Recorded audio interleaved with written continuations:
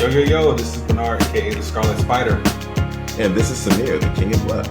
And welcome, one and all, to another episode of the Nerds Podcast. Where the nerds are black, the nerds are angry. All right, once again, we have to start the podcast on a somber note. We have to give a rest in peace to Sir Michael Gambon, who we all know for playing Albus Dumbledore in the Harry Potter franchise after Sir Richard Harris passed away. So he was Dumbledore from Prisoner of Azkaban up until the Death Follows. That's about right, and yeah. He passed away at the age of 82 years old. I mean, I'm trying to think what other films we might know him from. I mean, I don't know how many people who listen to this podcast have seen the King's Speech. He played King George, I've seen that movie. The fifth. Yeah, very good movie starring Colin Firth. And Helena Obama Carter was in that movie as well. Oh, she was in there? Okay. Yep. It was one. It was. I know it had an Oscar nomination. I don't know if it won. It may have won Best Picture. I don't know. He was in Kingsman: The Golden Circle, Paddington 2. I'm just trying to think of stuff people might have seen. He was the narrator in Hail Caesar. Oh, good movie. He did the voice of the Prophet in The Elder Scrolls Online. Obviously he's from the UK, so most of the films he did was in the UK. But he was also in the Book of Eli. Say what? He was in Crowd Mandoon and the Flaming Sword. Oh, he was the narrator for that. So I don't know if you know, Samir. You know nothing of Crowd Mandoon and the Flaming Sword, the Flaming Sword of Fire, do you? No.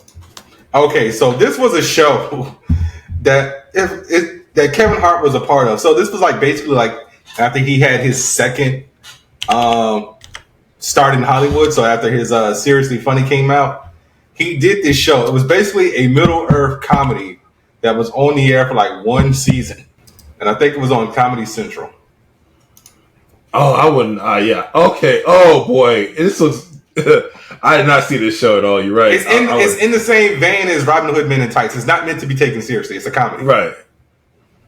But yeah, I might have to see if I can find that somewhere streaming. He looks like he was also in Sleepy Hollow with Johnny Depp. That's one. Yep, the one that came out in '99. Yeah. There's only one. Christina Ricci. The Disney one. Are there any other Sleepy Hollows out there? There's a Disney Sleepy Hollow. There's the oh no, it's the Ichabod Crane short. It's not called. I don't think it's called Sleepy Hollow. No. Yeah. But yeah, we definitely have to give a rest in peace to him. Yeah. Tip our hats off to Sir Michael for real. Gambon. One of the greats. There is. I mean, on a lighter note, just not to kill the vibe, just bring it back up. Jenna Ortega's birthday was this past Wednesday, coincidentally. Oh, I see what you did there. I was like, huh? How is that a coincidence? But I get it. Yeah. And at the time of recording, today is also Zachary Levi's birthday. He is 43 years old. It's also Ian McShane's birthday. He is 81. And coincidentally, because the Continental just premiered this past week. So that's a coincidence. Oh. Yeah. I'm trying to think of what you might know Dale Dickey from. I believe True Blood. She was also Mrs. Davis in Iron Man 3. I don't know if you remember Mrs. Davis. She was such a small character. Oh, this lady. Yeah. The old lady in the bar, yes. I've seen her in Winter's Bones. Let's see. Hell or High Water. A bunch of films. She's one of those actors that, always have a supporting role. Yeah. Like Adam Goldberg or Walton Goggins. Why are you always bringing up goddamn Adam Goldberg? You're not going to do that to Walton Goggins, man. Walton Goggins be out here. You just turn around and next thing you know, you see Walton Goggins on your TV. You're like, wait, what? Walton Goggins and Adam Goldberg, they are great actors, okay? They have wildly successful careers, but they very rarely play leading roles. Very rarely. Same thing with this woman. She has tons of roles. So I'm going to stop you there with the Walton Goggins thing because he's he's played the lead. I told you he had a show on CBS that went on for like 3 seasons where his wife died of cancer. All right, so that's the one time he had a leading role. So let's define leading role real quick. Mm-hmm. I mean, because I'm just going to use Harry Potter as an example because I'm looking at Michael Gambon on my iPad. Would you consider Rupert Grint a leading role, or would you consider him supporting? Rupert Grint is a leading role in Harry Potter. Okay. Harry Potter, yes. Okay, yes. Okay, so he also did a show like that with Danny McBride called Vice Principals, where him and Danny were vying to become the principal. If he has screen time every episode and he's in the title, in the main title, then he is a part of the main cast. Correct. Okay. Now, if you talk about Righteous Gemstones.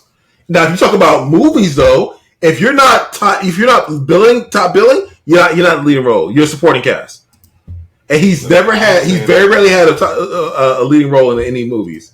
All right, now because he's always that guy who's been on TV. That guy, yes, he's that guy actor. Is what I'm trying to say. And Dale Dickey, but Dale Dickey is that person. Yes, but Dale Dickey, she's been acting since '95. I know that, but I'm just saying, don't put Walton Goggins in the same bubble as bro, you're doing that thing where because you like somebody, you want to just put them on a pedestal. I like them both. I like Adam Goldberg. I like Walton Goggins. Walton Goggins is my bro. I'm just saying. You see Walton Goggins more than you see Adam Goldberg. Yeah, Adam Goldberg has kind of fallen. I think he's probably producing. He's probably behind the camera at this point. Yeah, like we ain't gonna see Walton Goggins in November in Invincible. What the fuck, bro? You forgot he was Cecil? No, I didn't forget, but that's also supporting. She's still supporting. Okay. I'm just saying. Damn, I kept meaning to watch this show on Prime. I hope it didn't get canceled. I'm a Virgo. We should have reviewed that because it was done by Boots Riley, the same guy who did. We should have. We can do a retro review. We can do a retro review. No, too much content in October. Bro, that's because somebody had to review Doctor Who. My nigga, you act like I said, let's watch Torchwood alongside Doctor Who. And still, we got in this one week. Samir? Yes, Bernard, my friend, 60th anniversary. Like it's not going to be the biggest thing of November. Fuck Thanksgiving. It's all about the Doctor. I understand. It's 3 specials. Listen. I'm all for effing Thanksgiving. I don't like that holiday. All right, I'm just saying that we got a lot of content because you want to review the 60th, which is fine. Samir, I added one show to the list. You like, let's watch a movie every week. Bro, it's October. It's October. We should do spooky stuff. I like horror movies. We should do spooky stuff. Just saying. I'm just saying, bro. We ain't do nothing for Juneteenth. You ain't say, hey, let's watch Birth of a Nation. We ain't do that for Juneteenth? No! Well, you should have said something. Next year, viewers and listeners, next year, the Angry Blerds would do a black-centric, nerd-centric movie. Which we trying to figure out what that means. He gonna forget. I might. That's what I said. Go ahead. You will. Ain't no. I might. I ain't got to remind you of shit. You a grown man. Look, the point is, I'm open. I'm very willing to do something like that. That's my point. Okay. I don't know because you seem kind of peeved about watching The Doctor, and like I said, we gotta watch Samir. And you had like I said, we gotta watch all of Doctor Who up until Joe. Bro, you made me watch Eccleston. You had to get through it, and you did. Congratulations.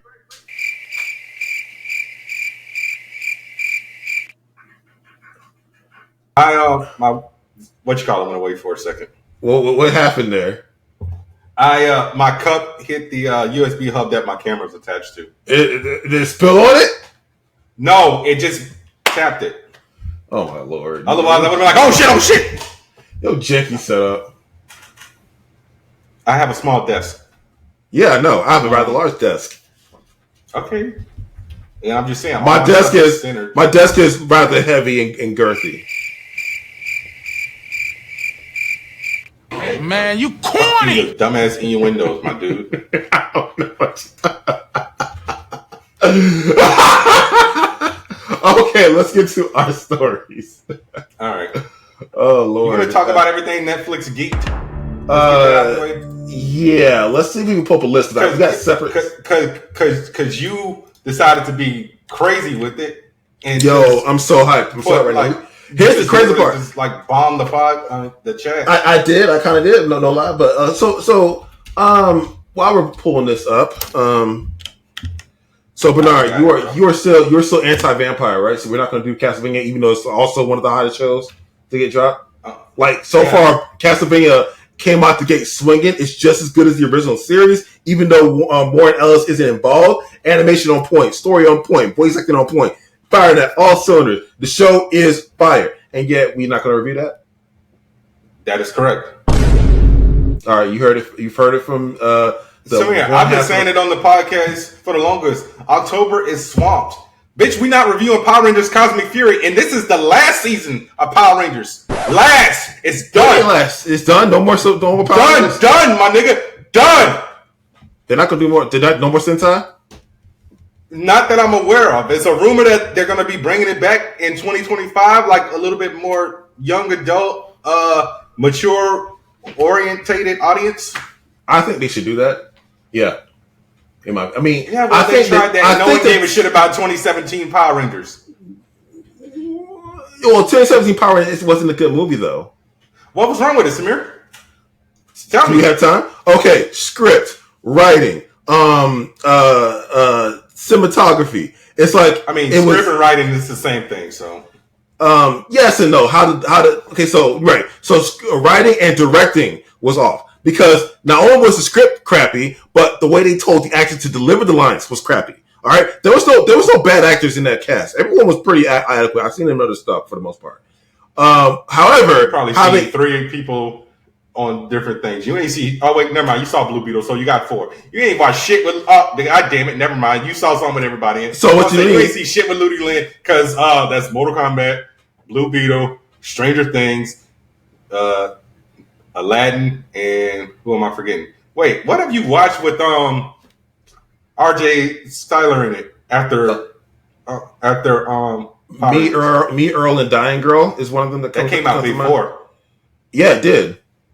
Okay, all right. So he was great in that. The point is, all right, they had good actors, so that you can't complain. You can't complain about the actors, right? So not only were the performances uneven, okay, the cinematography was overly saturated with CGI and bland. Okay, all right. The premise was all right, but the execution was just all over the place. The villain was flat. All right. Rhea Repulsa's character was like kind of lame there. It's Rhea Repulsa. She's a one-trick pony. She wants the Zeo crystal. They should have gave her more depth. That movie wasn't good. All right, it deserved all the cold shoulder and criticism it got. Okay, I liked the movie overall, but only because I wanted to see where it could go. And some of the hype was nostalgia based. So there you go. Point is, the movie wasn't good. You just wanted Tommy to be a girl, and you wanted Tommy and Jason and Kimberly to just make out. Honestly, you were part of that dark corner of 2017 Power Rangers. Like, yes, let Tommy be a girl. And Tommy was a girl. Like, what could Tommy be short for a girl? Like, I don't know. Doesn't need to be short. There are women with the name Tommy.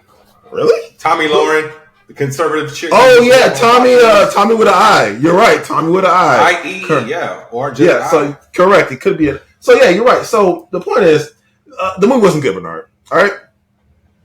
I like it. I know you like it. It's okay to like it, but recognize when the movie sucks. That's what I'm saying. And I just think people were bitter because they were like, "This isn't the Power Rangers I grew up with." That's not why they were bitter. They were bitter because it was bad. Nah, bro. I talked to a lot of people about that movie. Shout out to my Power Rangers group. I might be the only one in there who likes that movie. I was arguing with Ken about it a few weeks ago. I almost wanted to piss him off. Okay, so Bernard, argue them because you tend to do this. Argue why the movie's good. Because it was a fresh take on something that was already established. It can be fresh. It can be a fresh take. Once again, it gave the characters depth. If you go back and watch that first episode of Power Rangers, there's no backstory on how they got more. Correct. Or none of that shit. Just because it's better than the TV show doesn't mean it's a good movie. That's what I'm saying, Bernard. It could be an improvement. The bar's on the floor. It could be an improvement on the formula and still be a bad movie. Okay. All right. You got the list up. Let's go. So what the fuck you been doing this whole time? You weren't ready to get my dude. I've been trying to find a list. That's why. Motherfucker. You said you already had it.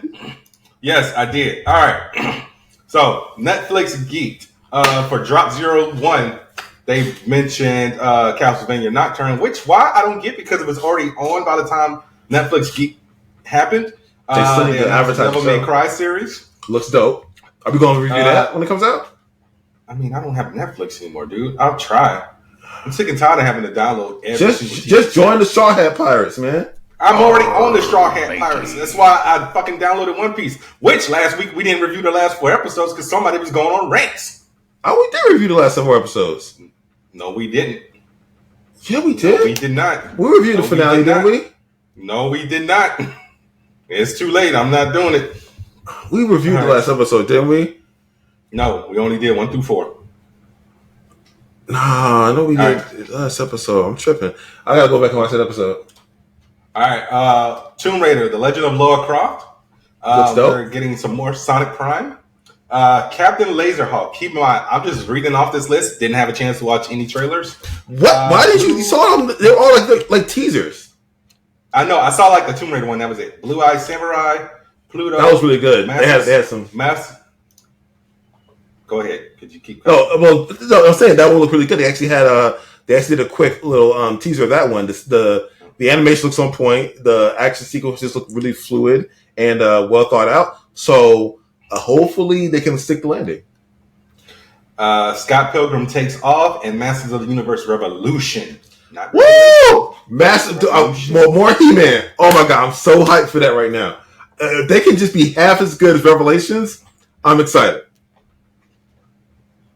Yeah, I mean, out of all these, I'm only probably going to watch He-Man, Tomb Raider, Devil May Cry, Scott Pilgrim, and that's really about it. Have you even given... Go on. I was going to say, because Sonic Prime has already started, and like I said, I don't really have Netflix, so I just don't want to just continuously just download everything and get behind. Like, bro, I still haven't finished season 6 of Black Mirror. Oh, I mean... I haven't even started Black Mirror. It was we were going to watch it, me and the wife, but we didn't get around to it. And what's your beef with Castlevania again? I don't have any beef. I've just never had an interest in Castlevania. I mean, did you give it a shot? It was like really a really good show. I did. You watched all of season 1? I didn't watch all of season 1. Season 1 was like 4 episodes, bro. I'm talking about. Wait, are we talking about Nocturne or are we talking about the original one? The original one. The first season. Okay, if it was 4 episodes, then I'm pretty sure I finished it. Because if it's a short season like that, I usually try to finish it, and if I still don't like it, that's it. What was it? What was not jiving with? What was not jiving with you? I was wondering. Honestly, dude, I can't remember. That was like what, almost 6-7 years ago now at this point. I think it premiered 2017, 2018. So yeah, it was a while back. Are you sure about that? Yeah, because it has like 4 or 5 seasons along the way. So I think it ended completely in 2021, if I'm not mistaken, or 2022. Yeah, something like that. I don't know. But I'm like, it's just 4 seasons. Yeah, I'm like, I don't know, man. That's a very hot that's a hot take there. I don't know. Everything ain't for everyone. Yeah, I mean, true. I'm just saying, maybe to revisit it, because sometimes when I do that, and I come back at a later date and I really analyze something, I find out, okay, I can see why I didn't like it, or I do like it once I give it another shot. I don't got time to revisit shit, bro. Like, I recently read a book, and I found out why it hit me a certain way, and I really analyzed it, and went back and dive back into it. I found out I actually did like the book. It made me so emotional towards the end that it kind of got me riled up. Sometimes books do that. Okay. All right. What else did they announce? Oh yeah. So hey, you watched the Tomb Raider teaser. What'd you think of that one? I liked it, but then again, I like Tomb Raider. So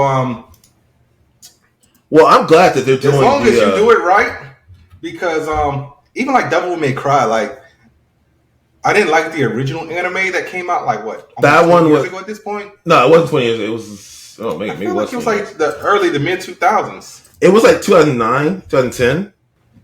I don't know, but yeah, I was just like, yeah. 2007. Oof, that's a long time ago. Yeah. Because I think you had it on DVD. I have it on Blu-ray, yeah. Yeah, it's a little bland, and it's definitely style over substance. There's not really much to it. Hopefully, this one will do what the other one couldn't. Yeah, we'll find out.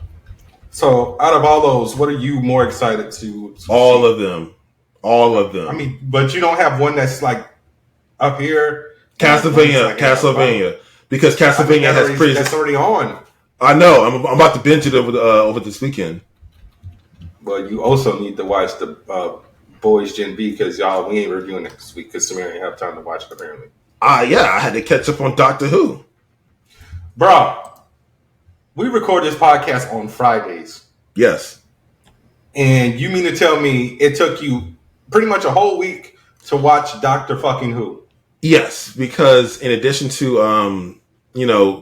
hanging with the wife, I was also had to watch Ahsoka, and I did watch something else. What else did I watch? We were watching other TV shows and things like that, but I did manage to squeeze in Doctor Who. I just didn't get a chance to watch the. So what you're saying is this your wife? What you're saying is this your wife? Actually, it's me forgetting the schedule. I didn't know we were reviewing this week, and when I found out, it wasn't enough time to do it. That's pretty much what it was. Once again, you suck at time management. I didn't know we were doing it. You didn't know that we were reviewing the thing that I already told you we were reviewing, and we said we were going to review. I know we were reviewing it. I didn't know it was this week though.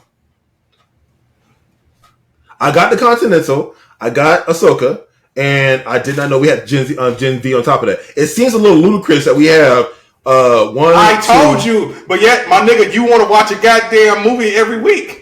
My God, it's Halloween, I know. You're the ridiculous one here. We have 1, 2, 3, 4 Doctor Who things all hour long. This is 4 hours of content. All right, we got 3 episodes in the special. That's the ridiculous thing. We're reviewing something that came out 20 years ago. That's what's ridiculous about this. I can watch a new TV show, an episode a week of a new TV show, but we're squeezing in all this Doctor Who content. That's the issue. But I'm doing it. Okay. All right, we'll just have to push Gen V over. Yeah, Samir. So 3 episodes. Content. And a special. We had to watch 4 episodes. That's each hour long. That's 4 hours of content. Yes. So that's what? That's okay. Friday, Saturday, Sunday, Monday, Tuesday, Ahsoka, Wednesday, the Continental, Thursday, Gen V. I just literally gave you a roadmap of how you can watch your shit. But no, I don't sit down and watch TV. I do on a binge. See, that's your problem. Like that. That's your problem because you know what I did? You know what? I watched all 4 episodes. Why can't we do that same roadmap with watching a movie a week for October? Because I don't want to edit a 3-hour long episode of a podcast. It don't gotta be 3 hours long. Samir, the last episode was 2.5, and we ain't even get to the last 4 episodes of One Piece. What you talking about? I mean, we probably sit the whole time arguing like we do. Exactly. That's the fucking shit I'm talking about. Well, I mean, what are you gonna do? Not watch a movie a week. I thought we was cool with 2. All I'm saying, you pick a movie, I pick a movie. Listen, my guy, it's October. I already picked mine, The Crow. Okay, so you got The Crow. Great. I think we should pick, 3 more movies each. That's what I'm saying. Motherfucker! How the fuck we gonna pick 3 movies each? Why are you the way you are? 3 more movies each is what I'm saying. 2 movies, Samir. Let's get on. Let's get on with the hill thing. We'll revisit this later. You keep on saying that. My foot is planning on 2 movies. Look, what you got, man? Samir, it's my you gotta think. You gotta think. Okay, we're going into October, right? The first week of October that we're recording, we're reviewing The Creator. Yes. The week after that, I don't know. We will pick a random movie. Let's just say The Crow. Okay. The week after that, we would just have a random movie, right? The week after that, guess what? Aquaman. That's 4 weeks right there. Okay. I don't see if we can watch again this week. We watched 4 hours of content from Doctor Who. I don't see how we can't just squeeze in 1 movie a week, 1 extra movie a week. Because you always going to try. Once again, Samir, the episodes are going to be 3 hours long. They don't have to be 3 hours long. The way you go off of tangents because you can't keep straight and laser focused. Like, you're the reason we went on this goddamn tangent in the first place. And we've been recording for 25 plus minutes. You're not dropping the subject. I want to move on. I've been trying to drop the subject, but you keep on trying to, oh yeah, we'll review this later. No, nigga, 2 movies. Now, what's your story? All right, we're going to revisit this. So, okay. So, motherfucker. So there's been contention again about the remake of Star Wars: The Knights of the Old Republic remake. Goddamn podcast. Oh, always. That's the whole point. So, news dropped that the aforementioned Star Wars game is still in production, and then news came out that said no, it's likely still canceled. So there was a trailer that has been made in private that no one's seen, and it was the original trailer that they shown. It wasn't a new trailer. No, it was the remake trailer was made in private. That's what they said. A new trailer. No, the remake trailer was made private. Yes, Samir, you're saying it was a new remake trailer. It's the original one we saw last year.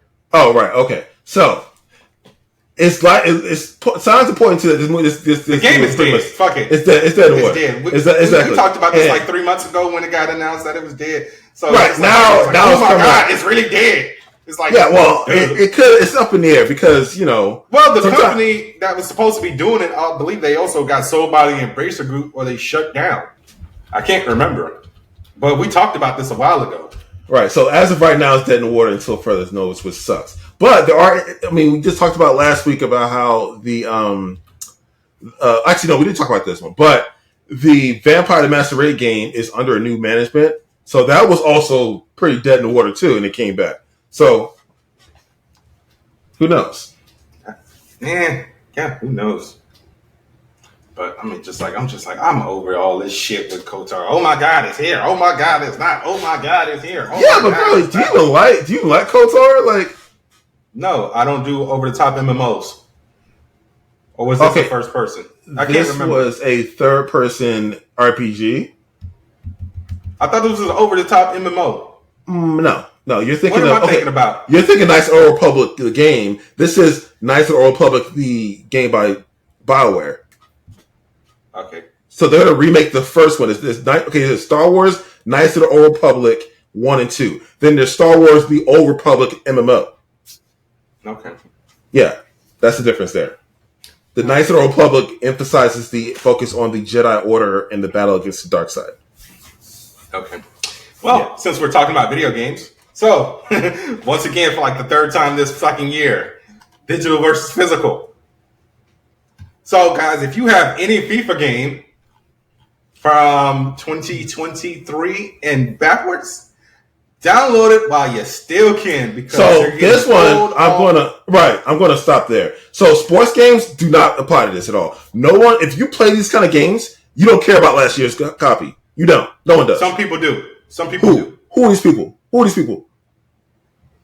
It's just random people because they hate the updated. Samir, because for starters, you cut me off. I ain't even get the shit off first. So all the FIFA games will be removed from the from their gaming platform. So PlayStation, Xbox, Steam, Nintendo, and that's mainly because of the licensing. EA no longer has the rights to use the words FIFA. So now, from here on out, they will be FC, whatever the year is, and that's for FIFA Club or Football Club, actually.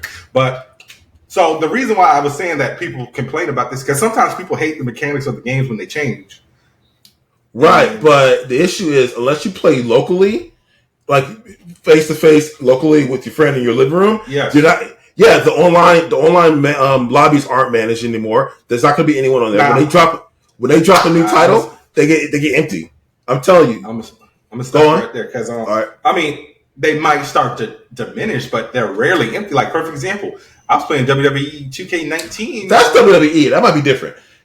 I'm saying it's a sports game. Samir. Madden, 2K, FIFA. These games, when they drop, freaking GameStop sells the previous year for $5 because that's how much they're worth. They're worth garbage once the next title comes out. I'm gonna call Cap on that real quick. Dude, they're worth so low.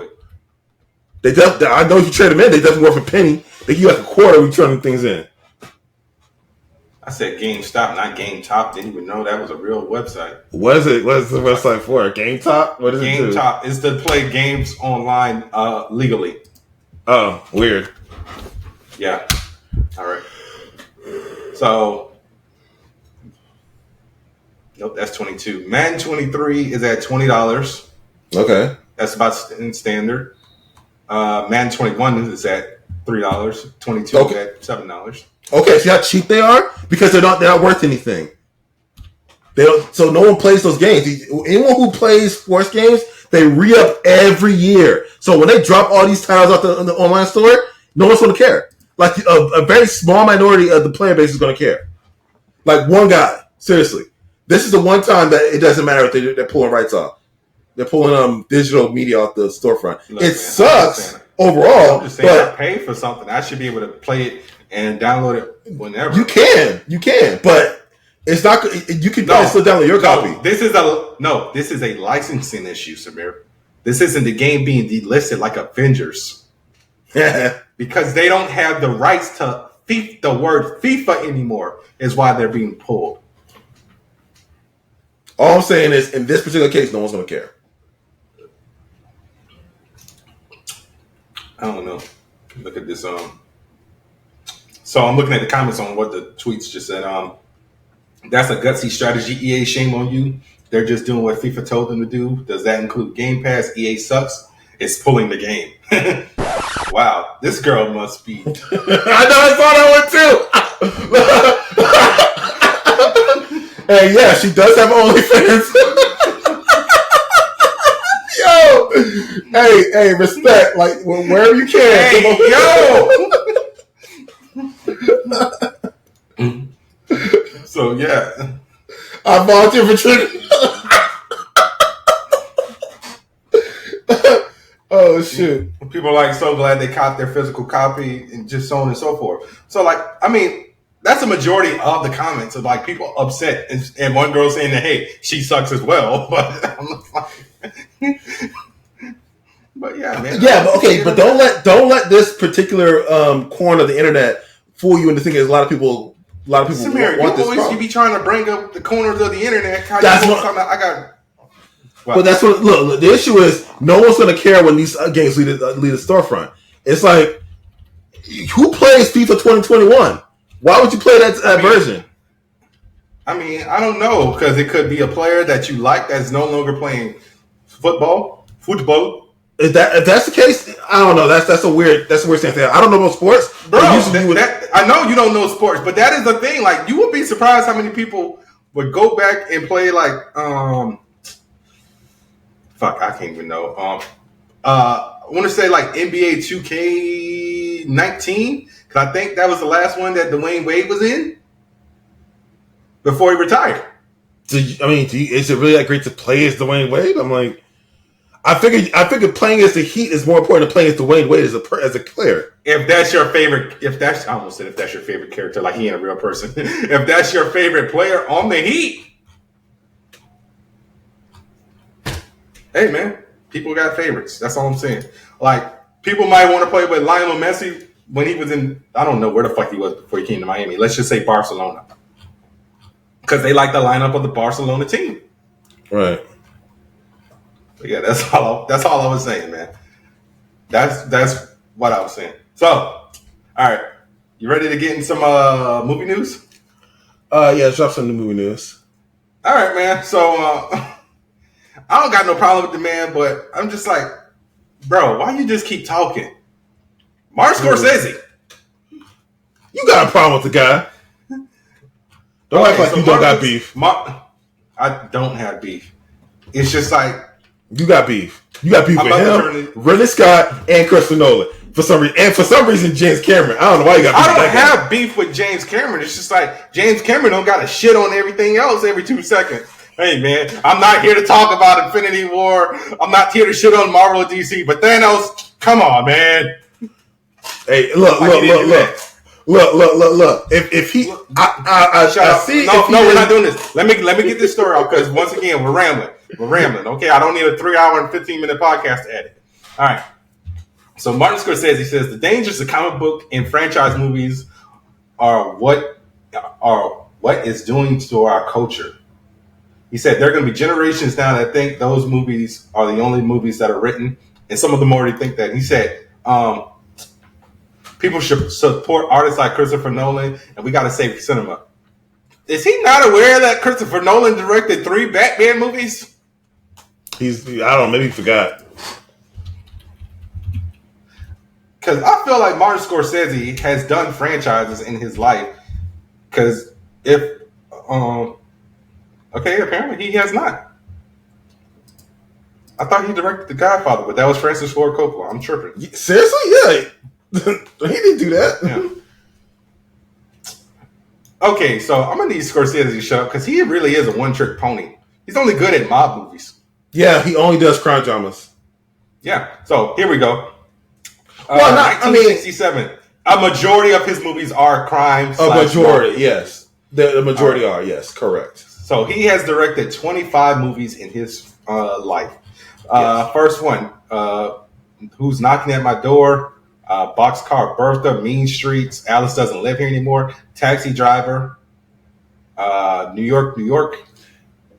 That might be his only romantic movie, and that's from 77. Yeah, Taxi Driver is dope, though. You definitely got to watch that if you haven't seen it already. Or just watch the updated remake, a.k.a. Joker, the King of Comedy. Well, the King of Comedy is a mixture of the King of Comedy and Taxi Driver, and they're not really. You mean same. Joker?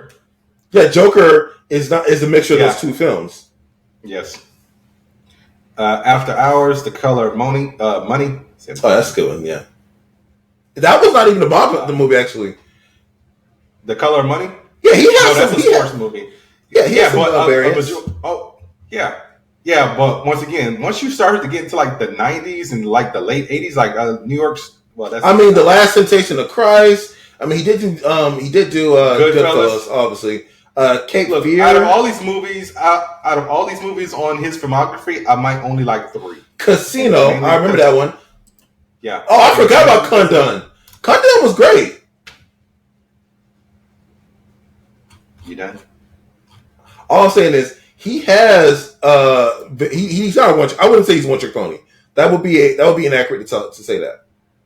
I mean, he did The Aviator, the Shutter Island, Wolf of Wall Street. You know, and then Killers of the Flower Moon. I like how you just skipped over Hugo. Hugo was long and hard to watch. I think I got that shit for free from Apple one year. I'm like, I ain't watching this shit. Yeah, Hugo. It was expensive and it was long and hard to watch. You want to watch a bad movie about AI? Watch Hugo. I'm not sure what that movie was even about at this point. I forgot most of it. It was a Christmas movie. Hugo was a fucking robot. Yeah, it was a slog. It took place during Christmas. Anyways, and it was pushed for 3. It was pushing for 3D for some reason. That movie did not need to be in 3D. Yeah, Killers of the Flower Moon. This one was pretty good. It's a western crime drama, which I'm actually on all for this movie, and it has a great cast. It has this boy Leonardo DiCaprio in it. In that long ass movie, The Irishman. When he was the main one talking about, he was shitting on de-aging before he even did that movie, and then guess what he did? He de-aged everybody because he didn't want to hire he didn't want to hire people to be the younger versions of like Robert De Niro or whoever the fuck else was in it. Right. So the budget for this movie was between 159 to 250 million budget, and the only box office was 8 million. I mean, because it was a Netflix movie. But I'm like, what? I wonder how much they gross off this though. This was a really expensive movie. Yeah, but Netflix never reveals that unless like it goes to theaters. Like perfect example, you're not going to find a box office for what's the name of that Charlize Theron movie? The Old Guard. Yes, thank you. That movie's fire. Yeah. But he said it's manufactured content. It's almost like AI making a film, and that doesn't mean you don't have to have incredible actors and special effects people doing beautiful work. But what does it mean? What will it give you aside from the consummation of something, and then eliminating it from your mind and your whole body? So Some of the people on this tweet were roasting him, and I know Scorsese doesn't have a Twitter, so it said, "Wow, sounds like a great way to forget all the problems life throws at you. If only I could manufacture content and make all my worries disappear. It's called escapism, sir, and having something important to say in a narrative something important to say in a narrative aren't mutually exclusive. A thought-provoking story can truly connect with absolutely what the fuck, this I guess English isn't this guy's first language." Somebody said Captain America is better for humanity than Goodfellas, because all my life I wanted to be a gangster. I mean, okay. Oh shit! Somebody said, I mean, Logan brought grown-ass men to tears and Hugo sucked. So point is, he's attacking. Look, no one wants bad movies because there's a ton of bad gangster movies out there. Yes, a ton of bad gangster movies. All right, we grew up with check out what is it called? The Guilty, Belly? Guilty. The one. No. What about Belly? Belly was just too ahead of his time. Now Belly 2, that one is ass. Nah, Belly was terrible. And Belly shouldn't have had Nas in it. I think Nas kind of ruined that movie. Nas can't act for shit. But DMX, bro, no one can act in that. Well, DMX was a good actor, surprisingly. Yeah, when he had a good script. DMX, Method Man, and that one dude who was on the corner eating the banana. I don't like that shit. Damn, man, why you got me talking about Belly? I might watch that shit tonight. It's on the show. Dear God, why? That movie's not good. Because I liked it. It's a goddamn mess. But yeah, it's just like, bro, Martin, chill out, okay? Because I'm about to channel my inner Samir right now. You aren't long for this world, sir. That's not what I would say. That's not what I would say. You have 1 foot in the grave. I would go say sit down, play some pickleball with your grandkids or your great grandkids. That is not what I say. I don't know. Go work on a 30th anniversary cut of Goodfellas or something. But sir, I mean this sincerely. Shut the fuck up forever. Okay. That's all I got. I don't say that. I don't say that about old people. That's not what I say. That's not me at all. Anyways, so I'm just saying, man. I'm just sick and tired of all these old farts coming out here just shitting on stuff because either A, no one's watching your goddamn movies and you just bitter as fuck, or B, you just old and washed. I said, I got no problem with Ridley Scott. Ridley Scott just came out here and just started shitting on comic movies because nobody saw the last goddamn Duel. Dude, last Duel was so good though. That movie was really good. I'm just saying, it's just like, why I clap back just because nobody saw your movie, sir? We saw The Martian. I don't know the last Martin Scorsese movie I saw. It might have been Shutter Island because I don't really watch his movies like that. Let's see. Let me see. Go to this. He got a lot of good movies on his belt. Oh, The Wolf of Wall Street. Really didn't feel it that much. I felt like it was just too long. Yeah, there were parts of it that were good, but come on, bro. The whole Leo with on the coat thinking he's driving good, then it snaps back to reality. That was a great scene. That was a great bro. No, that was a great scene, but the whole 5 minutes of him trying to crawl up the stairs, it's like that was just too goddamn long. No, it wasn't. It was gold. Yeah, it was long for comedic effect, but I'm like, come on, man. Nah, it was gold, man. That was like you could probably trim at least a good 10 minutes out of The Wolf of Wall Street and it'd still be good. You could, but all the scenes were enjoyable. What would you trim? Why? I mean, it's been a minute since I've seen the movie, so I can't tell you off the top of my head. If a movie is 3 hours long, it can be trimmed, but why would you do that? Only trim. Example, man. You know what The Irishman is? Yeah, well, I haven't seen The Irishman because of its length, and I haven't gotten around to it. It's a bit daunting, exactly. To be honest, it's like, bro, you want to watch a movie that's almost 3 hours? I mean, but again, no, I'm sorry. It's 3.5 hours. It's just 209 minutes. Right. Here's the thing: I've watched 3 hour movies, and they don't feel like 3 hours. The movie's paced well. Yeah, Avengers Endgame, 3 hours and 3 minutes. Yes. Also, both the Avatar films, they just roll through. They have good pacing.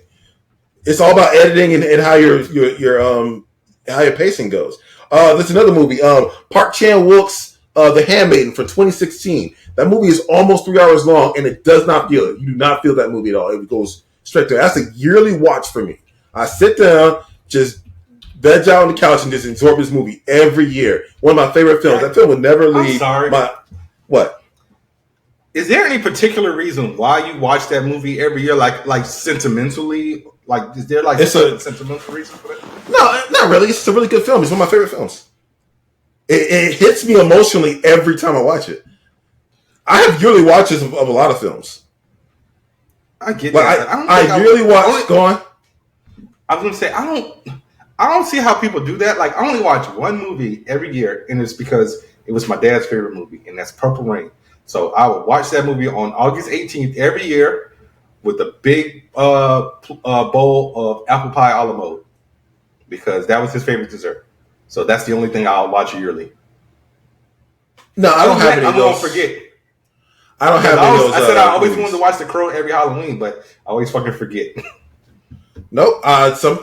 Without fail, sometime during a year, I will say, you know what? It's been enough time. I will watch this film again. And it's not even done annually, like on a certain date. It's just I have time and I want to watch this movie again, and I just knock it out. And it feels good every time. That movie. Go watch part. Okay, well, you have a problem with subtitles, but once you get around the whole subtitle thing, watch that movie. It hits every time I watch it. I'm 37. I'm not gonna get over the subtitle thing, bro. Honestly, it's such all those movies. They might get like I'll randomly pull something off the shelf and I'll say I'm gonna watch it, but I'm not gonna watch it. Perfect example. You know what I was getting ready to watch that we reviewed on this podcast about a year ago, 2 years ago?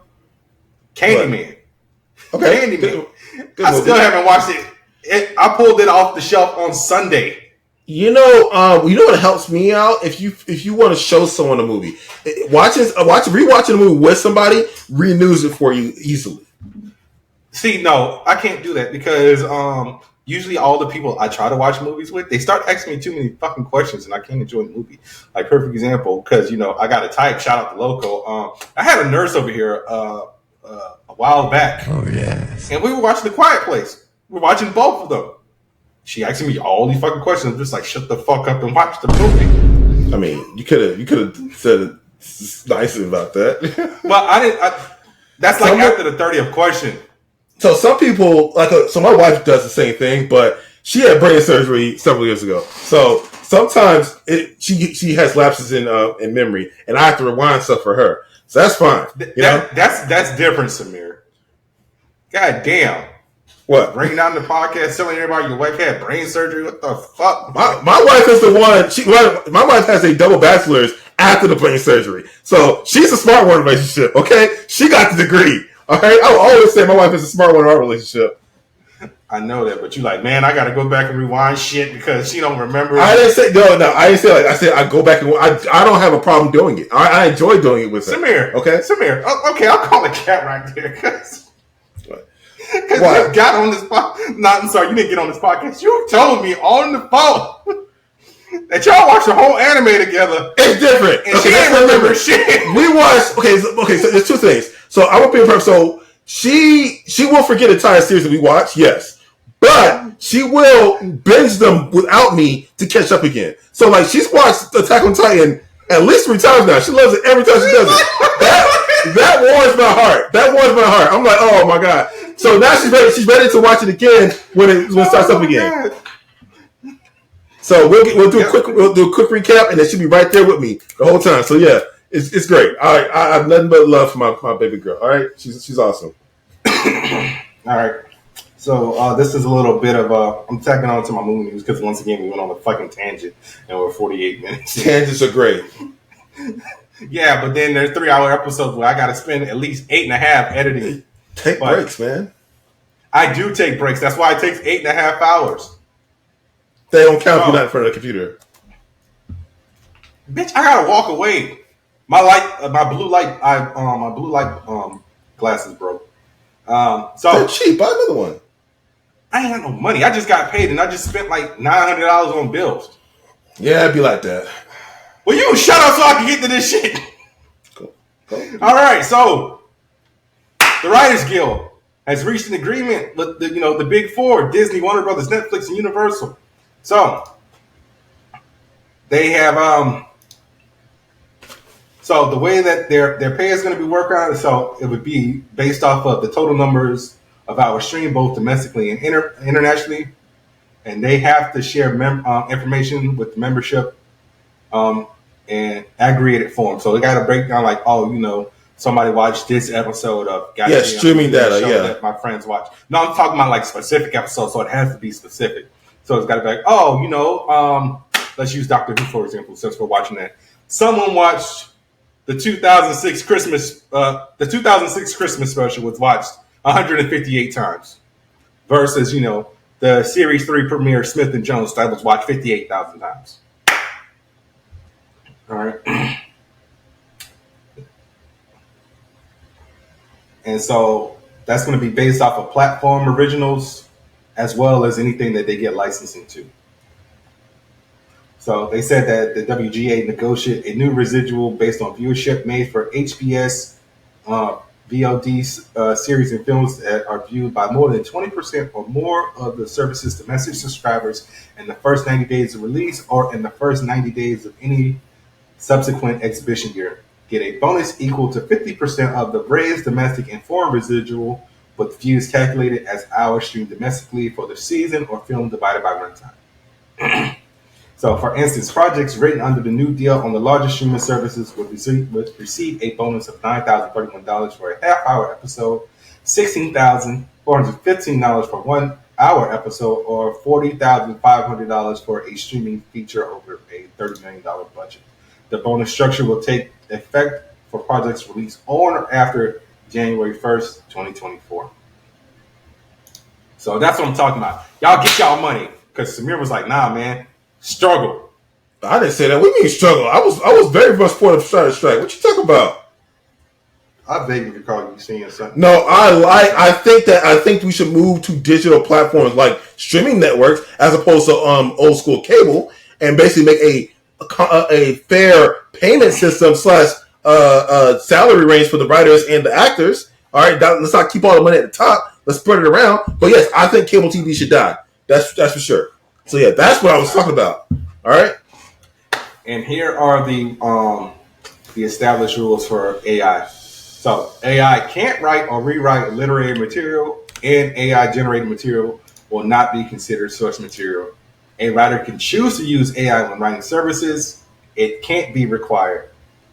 Studios must disclose to the writer if any materials given to the writer have been made by AI or incorporate any AI-generated material, and the WGA reserves the right to assert the exploitation of writers' material to train AI is prohibited by the agreement or other law. Why you look confused? I'm not confused. I'm listening. You look like you just ate a lemon, just tart in the face. Just because I'm looking at something else. Damn, I'm done, man. Get off Reddit and stop looking at titties all the time. I'm not on Reddit right now, sir.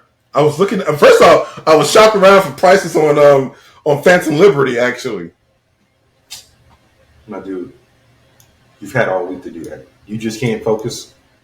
I can focus. I'm focused right now. I was listening to you. I've been done for like the past 2 minutes. I got quiet to get your input on how you feel about the AI shit. It's very favorable for the Writers Guild. I'm glad they got it. Dang. That's all you got. Yeah, that's it. I don't got no notes. No notes. What we say? All right, Samir, story. Okay, so A24 is currently leading the bidding war for the rights to develop the Halloween TV show. Which if I'm over Michael Myers. Yeah, that last. Is this a reimagining? Like 8 years? If this is a reimagining from the ground up, it might be really good. If they throw out all the movies that Dan McBride was doing, they would have to. He's dead. Yeah, they threw him in a car crusher. Yeah, they did. It was. I guess I don't know. At this point, they got to redo the whole character. Okay, so I think they can do it. You'd be surprised what a reimagining and expert execution can do to a character's rep. Like, remember how everyone was trashing Darth Vader? How they didn't know he had that smoke? You know, like after Revenge of the Sith, that really hammy. No, that scene. Everyone was clowning for it, and then Rogue One came out. I remember people clowning the scene, but I don't remember people saying Vader was a slouch. They might love the scene from Rogue One. Exactly. They do. Vader was scary again. Jared hates Rogue One, but he loves that scene because Jared's not. Vader was scary. Scary. Jared was like, he went in that motherfucker just Exactly. It's a great scene, and it revitalized the love for the character. He was a badass again. So if A24, which they know suspense and horror, they can knock it out. All right, they can do it. All right, they'll get the right team on this. All right, I'm going to grab the next one. Okay, so speaking of A24, I don't know if I said this. Well, I probably said this a million months ago, but the beloved YouTube somebody animator posted their Rogue One scene of Vader, 33 million views. Yeah. Anyways, so the beloved YouTube animator Busy Pop. We on this again, bro? Yes, we on this again. So they finally dropped a teaser trailer for the A24 distributed show, Has Been Hotel. So the rights for that show got picked up, I think, way back in 2020 and 2022. 3 years ago. 3 years ago. Yeah.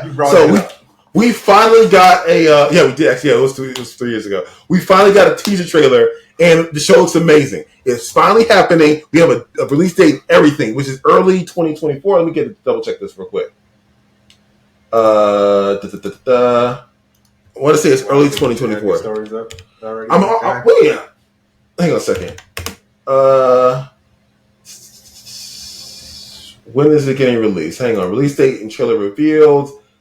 January 2024. I was correct. Okay, so there's if you've been following the show like I have, and you watched the pilot back in like 2019. When did the show? When did the pilot air?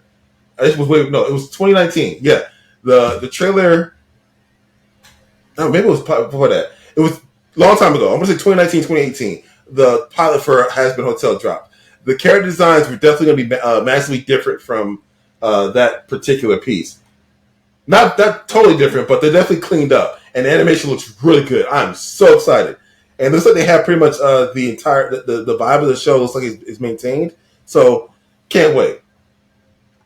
So yeah, all those haters that said what's going to come out, it's out. Looks great.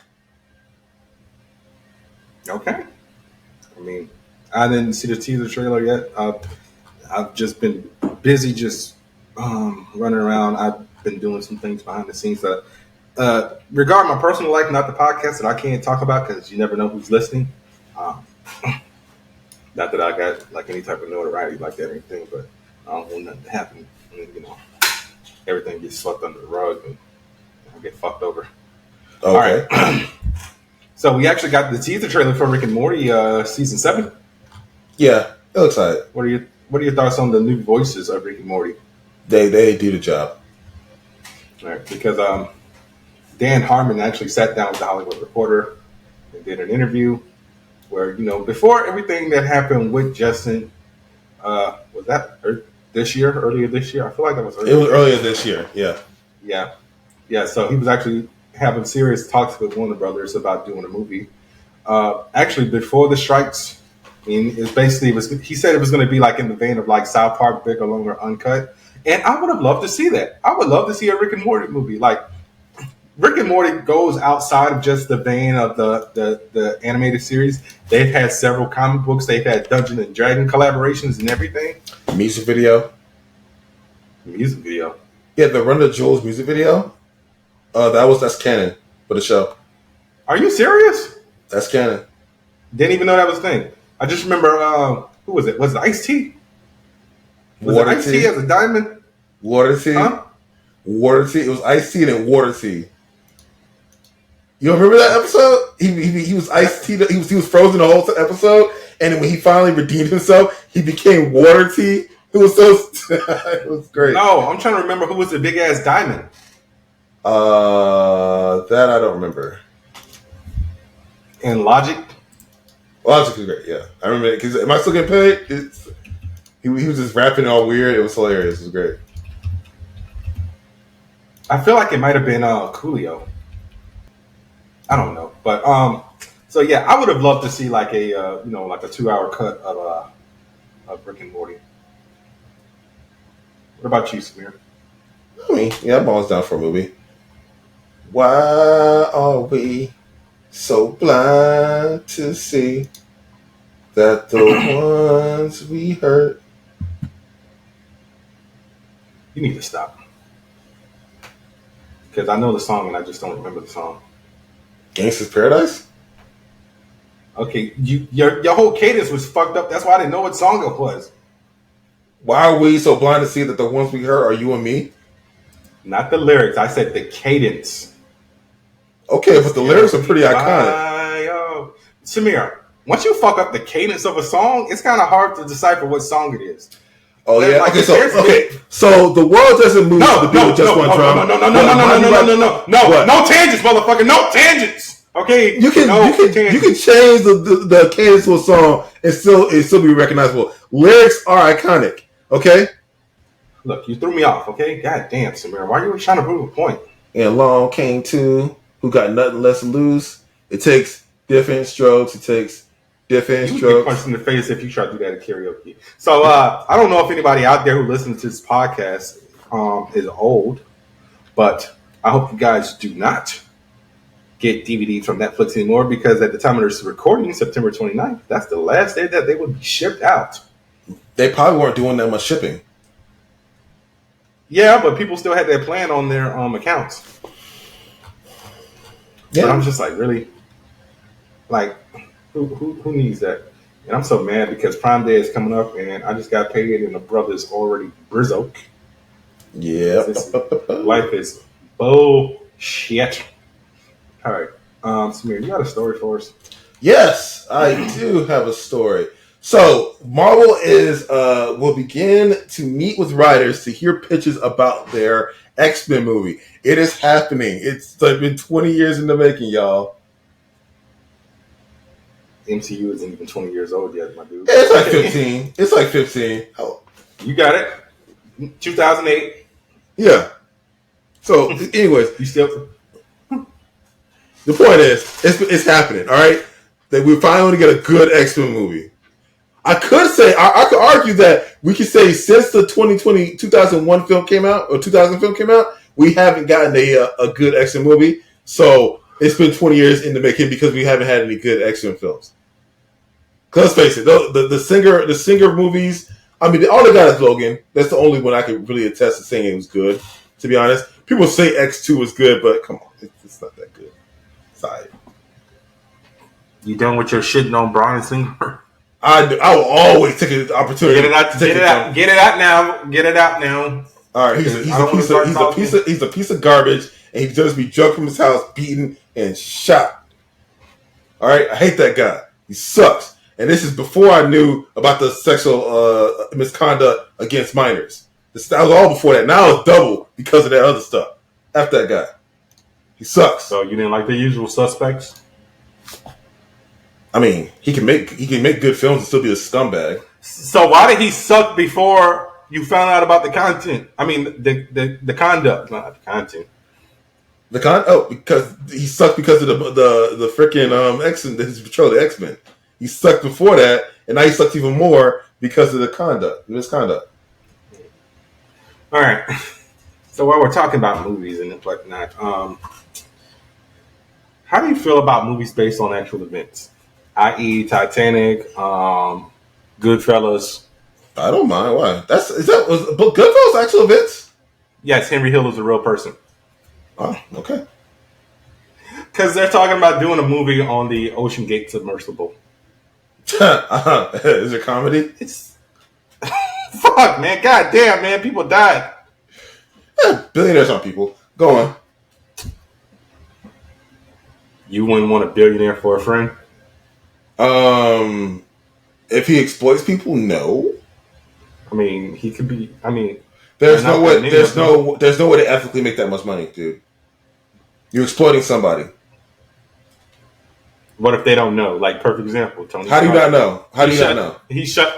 So a fictional person. Is that what we're going with? A fictional person. I can't name every single fucking billionaire. I mean, I'm just going with the concept of what happened in the movie. Okay, well, listen. Started making not making movies. His company started making weapons, despite the fact that he said shut it down. Right. So a fictional depiction of a billionaire turned superhero is the only positive role model we have for a billionaire. That's what you're telling me, right? Because all the other ones suck in real life. Mr. Right? Beast is Mr. Beast first off, he's a millionaire. First off, all right, he's a millionaire. Well, I just asked the question if he was a billionaire. He's a millionaire. Okay. The only thing I hate about Mr. Beast is I hate his he actually spazzed out on Oh, you can't say that word anymore. I told you can't say that word you're anymore. Right. He got all right, I retract that. But he got pretty aggressive on a TikTok because he asked somebody to review his candy bars, and the person gave him an honest review of the candy bars are mid, right? And he got really upset. You can look this up because this one guy. He does honest reviews of local restaurants, and it's a black guy. Yeah, that guy. Yeah, the black guy. Yeah. Yeah, he was actually just here. He reviewed Bud's Chicken, and for the longest time, as a West Palm Beach native, I've been saying Bud's Chicken fucking sucks, and he said Bud's Chicken fucking sucks. Okay, well, yeah, that's the guy. So he reviewed the candy bars that he was making, and he, I guess Mr. Beast thought he'd just give him a alley-oop, but the guy gave him an honest critique of how he felt about the candy bars. And he had it was you gotta find it, man. This video is crazy. I'm just waiting for you to wrap up this goddamn tangent. Oh, what Mr. talking about? You started talking. See, the shit I'm talking about. Ocean Gate is being turned into a movie. You said billionaires suck, and I asked if Mr. Beast was a billionaire. Mr. Beast's reported net worth is $500 million. Okay. Damn. Like I said, tangent king over here. Well, I mean, I'm a king of sorts. Buffoonery. Next story, Samir. Oh, okay. It's my turn. All right. So, confirmed actors returning for the DCU by James Gunn. John Cena locked in as Peacemaker. Viola Davis locked in as Amanda Waller, and Zolo Maraduena. I'm sorry. No, you said it right. You said it right. Surprisingly, that's why I was looking at you at the side eye. Like, my wife would probably correct me on that. Yeah, kick you in the temple. Yeah, he's locked in as Blue Beetle, so that's great. Honestly, I was okay with the other two, whatever. I'm glad he's locked in as Blue Beetle. I'm glad we get more of him. Yeah, let me see if there's any other names going here exactly, but those are the two that they really talked about in this article, to be honest. But yeah, those. So I'm going to go in a little bit more detail to this because once again, Samir doesn't flesh out the things he reads. He just usually reads like the headline or whatever the tweet says. So people were like, so how the fuck are these people still around? But, Gal Gadot's gone. Jason Momoa's possibly gone. Blase, blah. All recasting and revamping. Well, no, he said it's because of the timeline isn't set in stone until Superman Legacy. I mean, Creature Commandos, because that's coming first. So the properties that were part of the what the hell is it called? Is it the DCEU? What was the Snyderverse called? I feel like it was called the DCEU, and this is going to be the DCU now. It says yes, yeah. So that's why we're still going to get Zolo Maduena around as Jaime Reyes, Amanda Waller, and Viola Davis, and John Cena as Peacekeeper. I just need John Cena to do one thing and just do it quickly. Just go to Samir route and just shave your head, my dude. Because I'm sick and tired. What are you talking about, Bernard? Of seeing your bald spot on SmackDown. John, just shave it. Okay? He's got the bad comb over. It's just like right there in the back of his head. And it's like prominent as shit. Still love you though, but shave that. Just go ahead and shave it. All right, sidebar, Bernard. A side note, Bernard. Have you gotten around to reading the new Wonder Woman run? God damn it, Samir. No, I haven't. I want to talk about this. You know why I haven't? Because I'm trying to catch up on other comics. I just read Night Terrors, which took place a few months ago. Look. Next week, I want to touch on this next week. Read it by next week. All right. Keep in mind, there's been comics I wanted to talk about for the longest, but this motherfucker don't ever catch up on shit. We can talk about. I want to talk about this one. This motherfucker also brought up comics he didn't read. Oh, let's talk about Spider-Man and how he can't break out of adamant. I mean, he can't break out of regular fucking. That's not the issue. That's not the issue. The issue is Marvel don't love this man. All right, he constantly taking L's. He the only superhero to get cut by his nemesis. Bruh. What are you talking about? Who's his nemesis that cut them? Green He Goblin? didn't see it. He didn't see it. It don't matter. Have the definition of cuckolding? It doesn't matter. No, that definition is when your lover goes behind your back and goes with another partner. All right, but no, unbeknownst to you, or unbeknownst to you, it's possible. But the point is, you can know about it or not know about it. He didn't know about it. All right, and he's one of the few superheroes that happened to him. Okay, they don't love him. They don't love Peter Parker. All right, every time he climbs up, they kick him back in the hole. It's retcons. I know it's retcon. They let it happen though. They wrote it in. They don't love that man. They don't. That's what I'm talking about. They don't love Peter Parker. They love beating his ass. Just saying. Oh my goodness. Spider people have to suffer. Yeah, like Maddie Franklin. Oh, they hate that girl's guts. I ain't seen no one say he had to go to jail for 2 years. God, yo, Gwen did not need to go through that. Why they did my girl like that? That was rough. She didn't. I don't know what she was even guilty of. What was she guilty of? Don't remember. That's why Miles has PTSD from Carnage kicking his ass and his spider sense is going off every 2 seconds. Yeah, exactly. They don't love spider. His spider sense is going off because of the cat in the adjoining apartment, like scratching at the door when someone walks by. Bro, they don't love spider people. I don't blame them because fuck cats. I mean, all right. First off, cats are great. All right. I don't know why you want to give all the love to dogs. I ain't never see cats help out the popo. Huh? No reply to that, huh?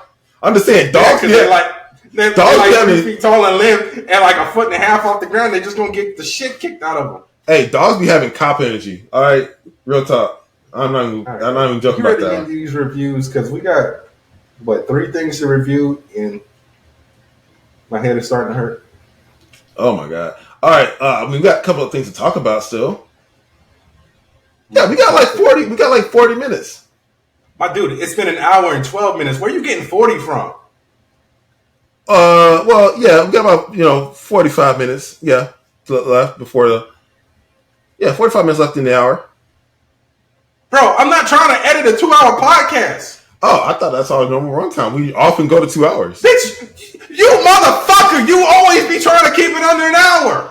I sometimes do, but we never get that. We always end up going 2 hours. Cause you always going off on, bro. You about to make me heated. I'm about to throw something. You always throw, man. Just break it down right there. Let's talk about the Continental before I get mad and drive 3.5 hours right. to choke you out. So the Continental, from the world of John Wick, they could have just kept it at the Continental. I mean, Brand is important. People are dumb. Motherfucker, ain't shit else called the Continental. People are dumb. And ain't nobody saying that whole ass title. It is not a Tribe Called Quest. It is not a pimp named Slickback. Listen, people just saying the why did they call it Karate Kid even though it took place in China? Because brand is important and people are dumb. Well, no, that's because they brought a franchise. You cannot change the name of a franchise. Yes, exactly. Now, if it was its own thing, they could have the Continental is a part of a franchise, Bernard. The John Wick franchise. Fine, I'll let that one slide. All right, let's go ahead. Hey, let it slide. You can take that L.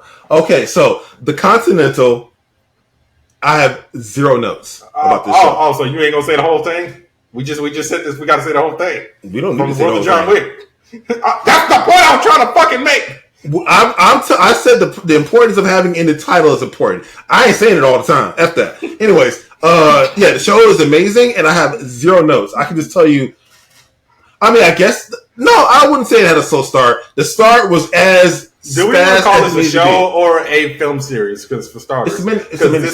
Because quote unquote, this first episode was an hour and 26 minutes long. Yeah, that's the length of a standard movie in the 90s. It's a miniseries, is what it is. I would call it a mini film series. Let me see. It was an hour and 26 minutes. You looking at the runtime, despite the fact that it's a mini-series according to Wikipedia. I know it's listed as a mini-series, but I'm asking you. I will call it a mini-series. Fine.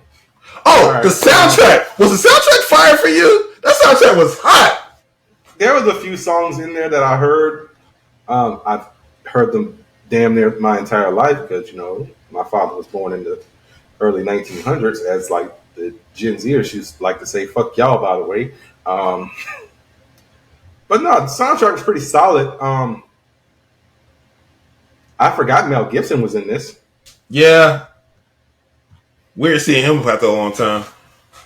No, I saw him in a movie he did with Mark Wahlberg. He was great. Honestly, he was in his element. He was angry. He was furious. He put that fire in the role. No notes on his performance, honestly. Yeah. We got a young Sharon. Rest in peace, Lance Reddick. Yeah. He had some lines. He did a good job too. Looks like he's a newcomer. Or he doesn't have very many film credits under his belt. Yeah. But I really didn't have any major notes to say. It's just like I'm like really. So the cinematography, this whole way of not knowing that Winston had a brother.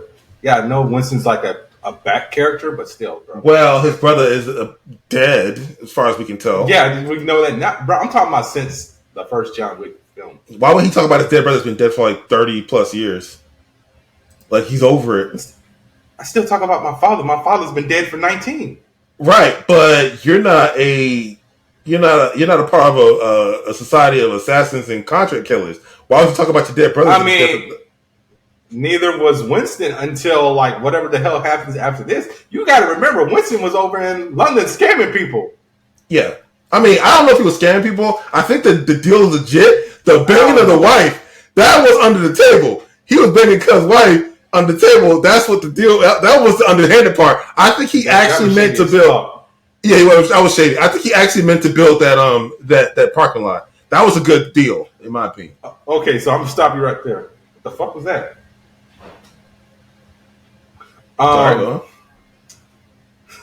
There are no parking garages in the UK.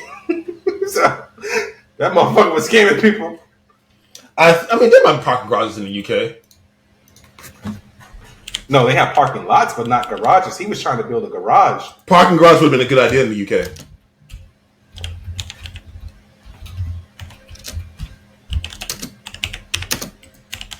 Unless this is... What the fuck is this? Oh, no, there's car parks. Yeah, I'm looking at one right now. They have them in... is it a lot or is it a garage? No, they have them... multi-story parking lots in the British.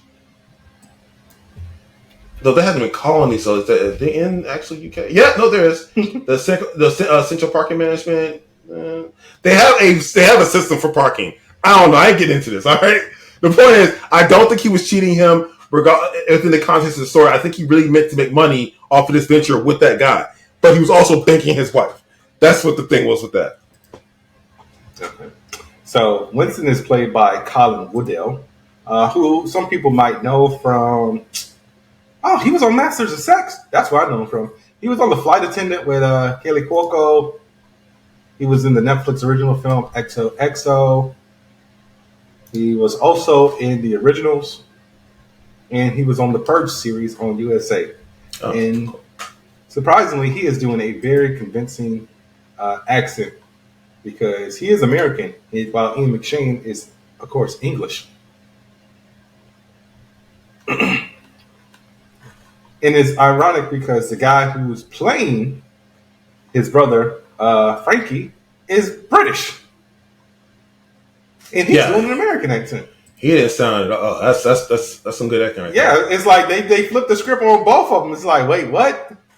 Hey, man, British actors, man, they good with accents. That's why they hire them so much. All right. Anyways, the choreography, gunplay, martial arts, car chase scene, every cinematography up and down, no notes. Everything was done so well.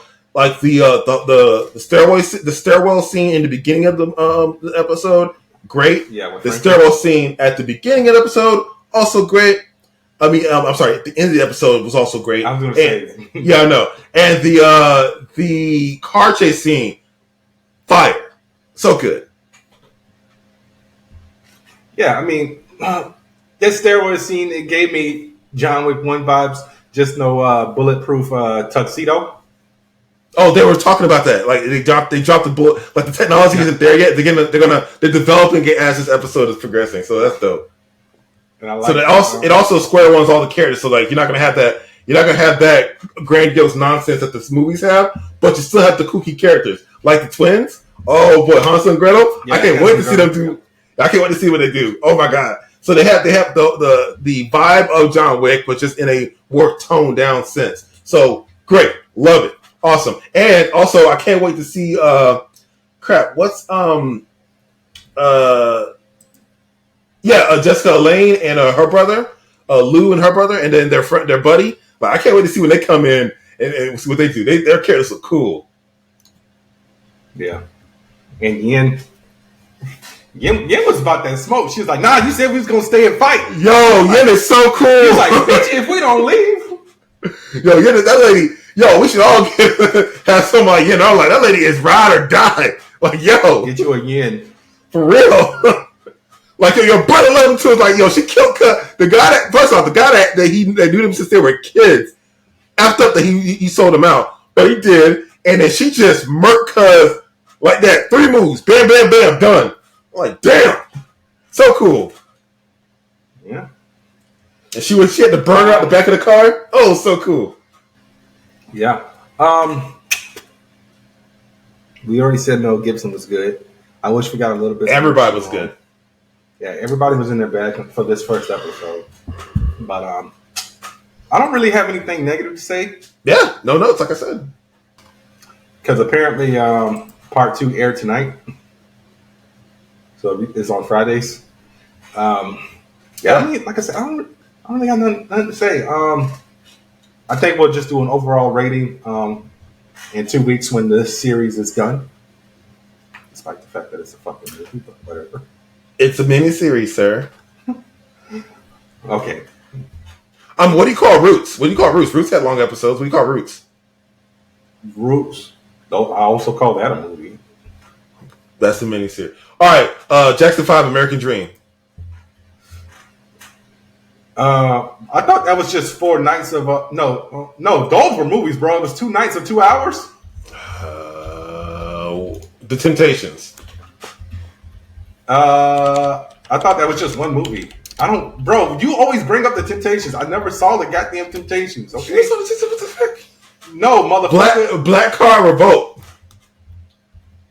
Look, I know the band. Okay, I didn't watch the goddamn miniseries with Leon. Black Car Revolt. You ain't nothing without David Ruffin. Let's see how long it is. Yeah, it's number of episodes too. It's a miniseries. Yeah, it's a 5-hour miniseries with 2 episodes. See, nigga, those are movies. That's 2.5 hours each. It's a miniseries. What was that? The Temptations or the Jackson's American Dream? Jackson 5 American Dream.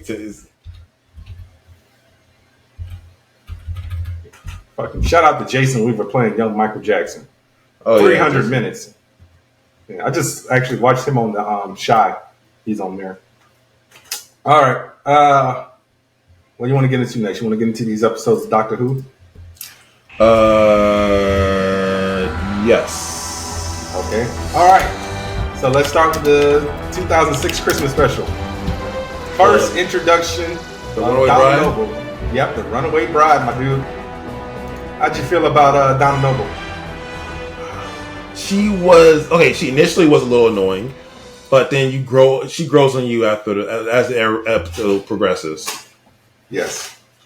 All right. So, honestly, watching this episode and knowing what happens to Donna, I got choked up a little bit just because I know what happens to the character. Obviously, Donna doesn't die because she's in the 60th anniversary special. Hence the reason we're watching this is so we can get a feel for the character and find out. At this point, I kind of have a feel for the characters, but no, trust me. How many people are coming back for the 60th? It's just Donna, her mother, and her grandfather. This is a Donna Noble story that. Okay, so we'll get into detail of it on series 4 when we get to series 4 because you're gonna be like, how did that happen? Because I don't want to say anything because you have to see it, and I really wish I was there so I could record your reaction to it. But people were pissed. That's all I can say. All right. So yeah, once again, Christmas special. Donna's getting married, and she finds, and we get a backstory on her that she was a temp at a company called, the hell is that shit called again? H something. It escapes me. Yeah, I can't remember, but she actually met with the guy in HR named Lance, and they got married after 6 months. And you find out all this time, this motherfucker been pumping her full of huon particles, which are basically the chemicals that fuel the TARDIS for this giant Spider Queen lady. Bro, my favorite part of the episode was when they actually got down there, and the doctor asked Johnny, he was like, "What's the name of the guy at the company again?" She's like, "Yeah, so and so. Did he have to wear those little shoes with the white things on them?" "Oh yeah, Spats. We call him a fat cat and Spats." He's like, "Why'd you actually just point it out when you see his shoes?" She's like, "Oh." I love Captain Tate, man. Captain Tate is one of those. She's like one of the few UK comedians that I can actually like rock with. I don't know if she's actually does stand up, but she does like a lot of comedy. She did like a sketch show, kind of like in the vein of like Key and Peele and like SNL. Oh, I've seen clips of that. Yeah, you saw that one. You saw that one. Yeah, yeah. She be in her bag, but so they go on the whole adventure. We got the crazy robots in the Santa costumes again. Another Christmas special with them in it. Because remember, they showed up in the 2005 special. Yeah. Yeah. So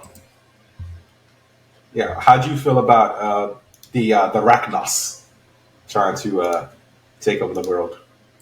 I mean, it's kind of standard fare at this point. I mean, honestly, if I live in the UK at this point, how do these people deal? I mean, okay, actually, no. I'm stepping ahead of myself because I have something to say about this because it does touch on Martha's episode that comes up next.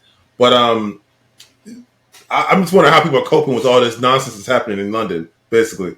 Okay, because either they are traumatized from it, or they're like Donna, where they just happen to be in the wrong place at the right time. Remember, she didn't know anything about the Christmas invasion of last year. She didn't know anything about the Cybermen attack in Doomsday.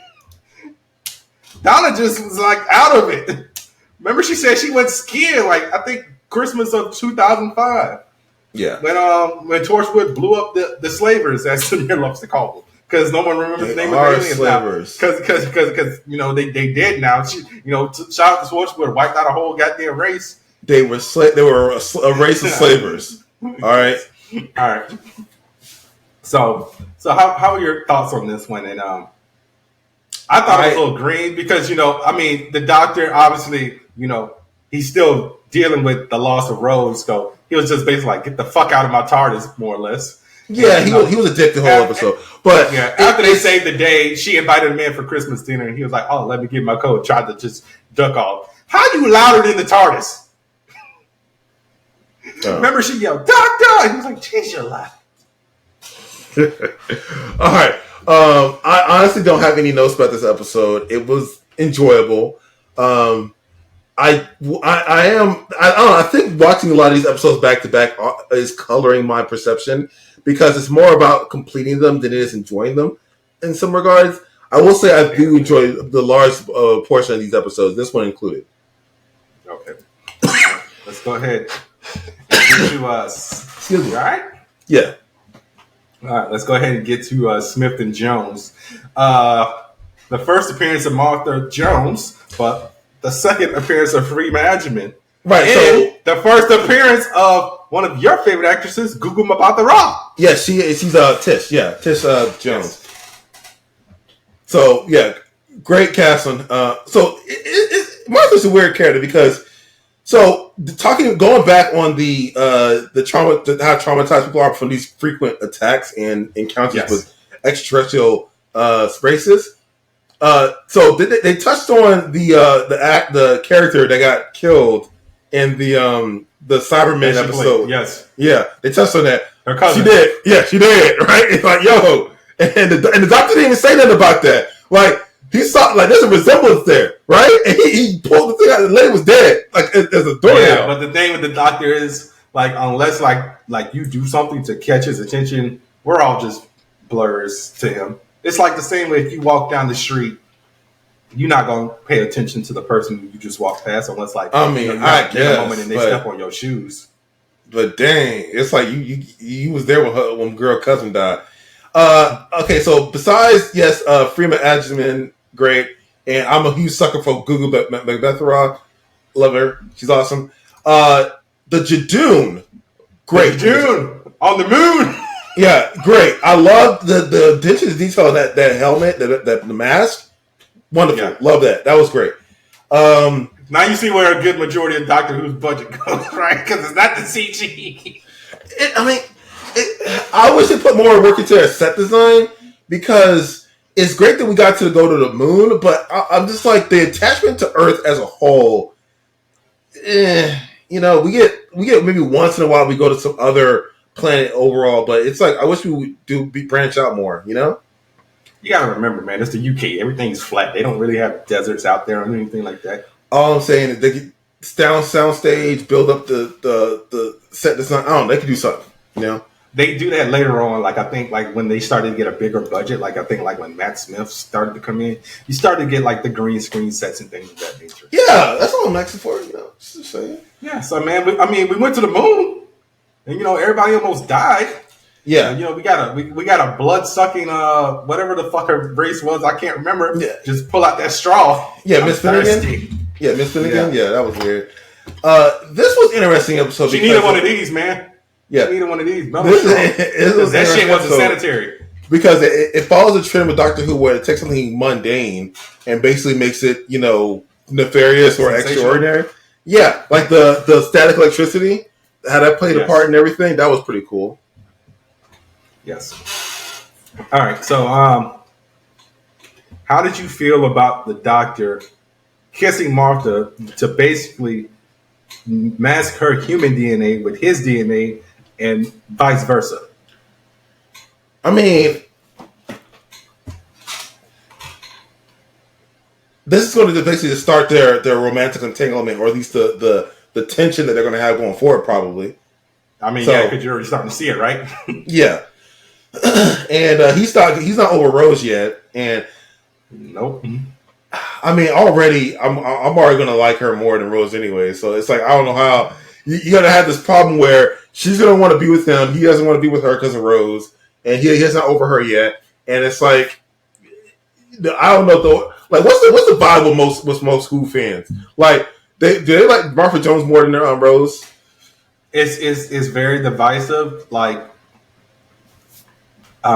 most people like Rose because Billie Piper was the first modern companion. So they even liked her when she was with Eccleston, and apparently that's the reason why Eccleston left the show. He wasn't getting along with John Barrowman and Billie. So yeah. Oh, word? Yeah. So a lot of infighting on that. And what was the beef with Billie? I don't know. Well, you got to remember, at the time of this airing, she was a pop star. So, not Billie Eilish. I'll just say that because Billie Eilish is on my iPad. But Billie Piper's a pop star, dude. She's been a pop star since she was like 16. Yeah. Dance pop. Yeah, you're right. Yeah. What's a discography? I don't think she's doing music anymore. But no, she's not. Her last album was 2000. I think she got like a good 5 or 6 albums under her belt or something like that. 2. Oh, okay. Shit. I thought it was more. But But yeah, it really depends on who you ask, because some people like Rose, some people like Martha. A lot of people, everybody loves Donna, so you ain't never gonna hear no complaints about Donna. Same thing with Amy and Rory. Clara Oswald is a hit or miss. No one really fucks with Bill. Oh my god! Just because Bill really didn't bring anything to the table, and I'm not just saying that, and I'm not saying that because she was a black lesbian, but Bill was basically the equivalent of 13. She ain't really do shit. Oh, wow. Yeah. All she did was get killed. All right, but I like Freema. I mean, I like Martha, but like I said, I love Rose as well. But I don't know. I really don't have a favorite. I love Donna. Donna feels like a big sister to me. Amy and Rory, they're like the friends you grew up with down the street. Clara Oswald's just like, I don't know. Bill's like that weird kid in class, and I don't know. But yeah, so all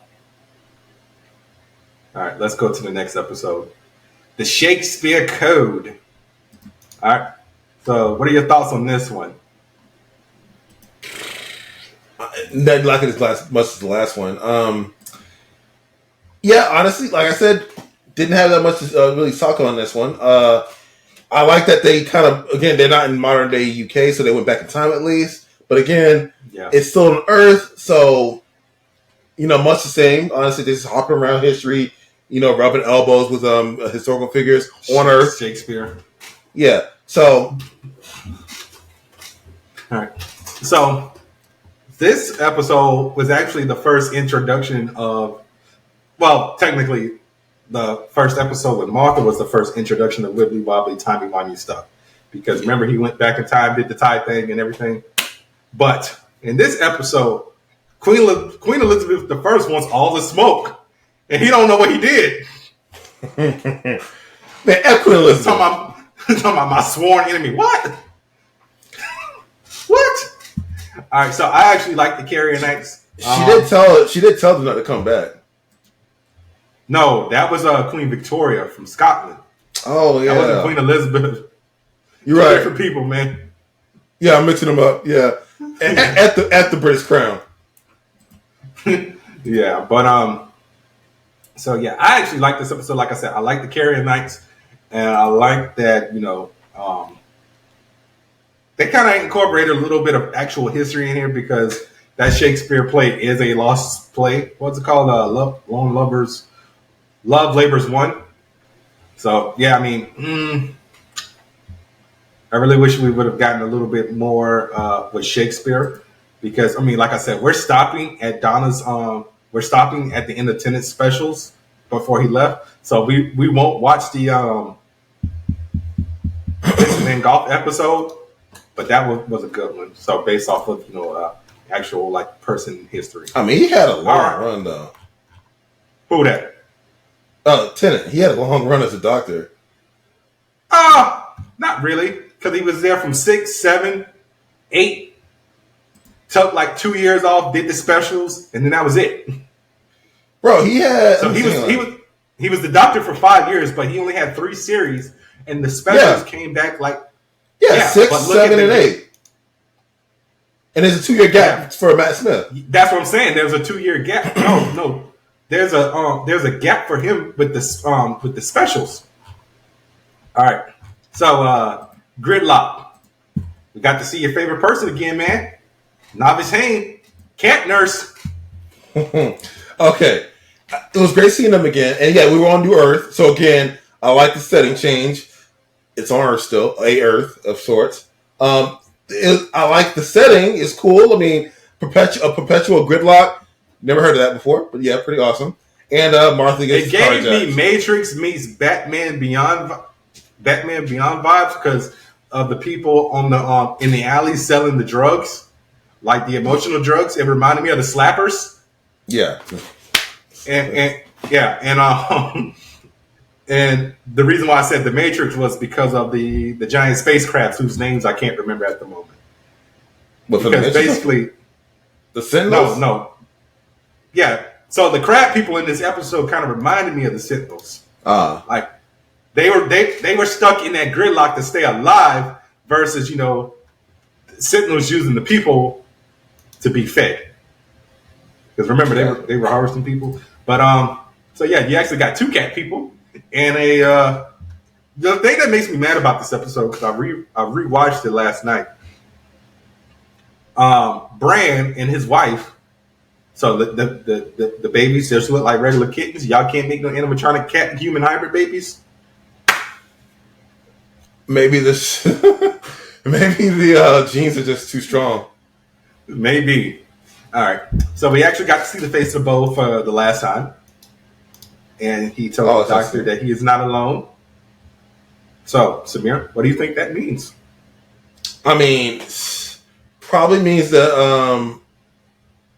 What's the character's name? River Song? River Song, yeah. That probably means that. I mean... No. I'm stopping right there. River Song's not a Time Lord. You ready for a spoiler? Sure. River Song is Amy and Rory's daughter. They fucked in the TARDIS. They fucked in the TARDIS, and she has Time Lord energy because she was so close to human particles. Okay, that's what it is. All right. So... No, I don't know, because it's like... Well, the doctor. Okay, so hang on. But isn't River Song the doctor's wife? Yes. Okay, so I don't get it. So I don't understand how that. When did they ever tell you when they actually tied the knot? Like, which version of him did she tie the knot to? Matt Smith. Oh, okay. So she marries Matt Smith, but because of the timey-wimey wobbly stuff of how time travel works, she's probably seen him way back in like Tom Baker's era. Yeah, well, yes, possibly. But I will tell you this: when we get the Donna series, that will be the first time he sees River Song. So he literally says, so they literally say, "Oh, this is the first time I've ever met you," and she's like, "Oh, but this is the last time I'll ever see you," because it's the goddamn it's the lake house, Samir. The times never sync up. They don't hit a middle ground ever. There are two different paths. One's going this way, the other one's going that way. Right. And every once in a while they'll bump into each other. All right. So yeah, we got to see the face of Bo again. So did you ever how'd you feel about Martha's speech to the idiots who kidnapped her about, trusting the doctor? All right, so this is why I like Martha, because Martha's already with the Optimus Prime speeches. Right, Martha at this point has already stepped up. She stepped up in the last episode.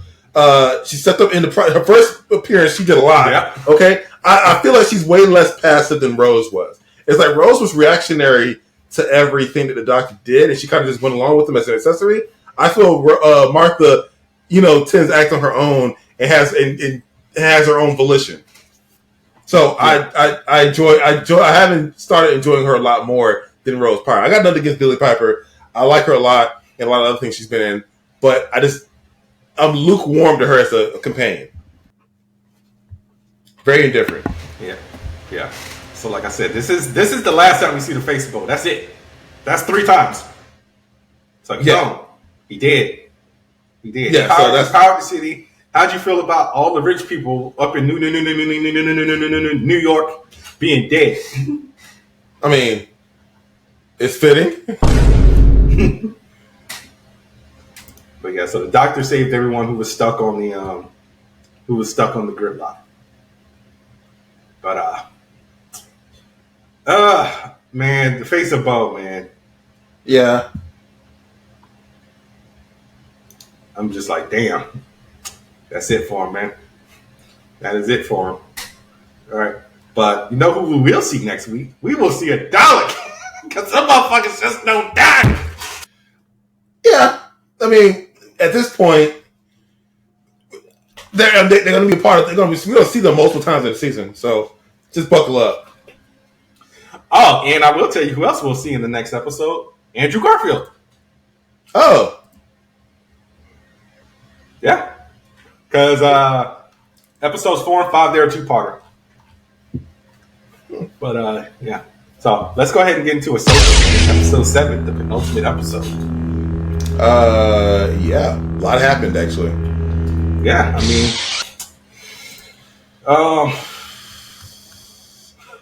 okay. I got the boy 3PO came in a clutch again to save the day like always. Yo, you know what? I gotta say, that's another reason you cannot like the sequel trilogy. They treated 3PO like garbage, and that man did not deserve that. All right, like I get that he's a little oversharing and kind of doesn't shut up, but that man has always held it down. Okay, always had a help, and they treated him. I don't know. They could have been a little nicer to 3PO, but yeah, he came in and helped out a lot. Yeah, like I said, man, boy came in with a clutch like y'all ain't court-martialing nobody. I got a letter right here from Senator Organa that states that she gave Hera the permission to run this mission. Thank you. Yeah. And if the glove fits, you must not acquit. Because I'm saying, bro had an axe to grind. Like, man, it's like there was multiple instances where, listen, the opposing, the remnants of the Empire had a warp ring, a hyperspace ring. I'm sorry, hyperspace ring, and like, what do you think they're doing with it, bro? Like, ridiculous. I feel like he might be on Thrawn's side. Yeah, he might be taking some money. Because when he the same one talking shit in like episode 3. When she was like, "Oh, you just sat on the side to see who would win," or was that somebody else? No, she said it to him, and he probably like that. He probably took that personal. Yeah, he like this. Speaking of taking it personal, my boy Chop over there said, "What?" He's like, "Yo, like what you say about droids?" The Chopper wasn't having it. All right, so go on. Michael Jordan. Yeah, basically. Yeah. Going back to the planet. Ahsoka gets on.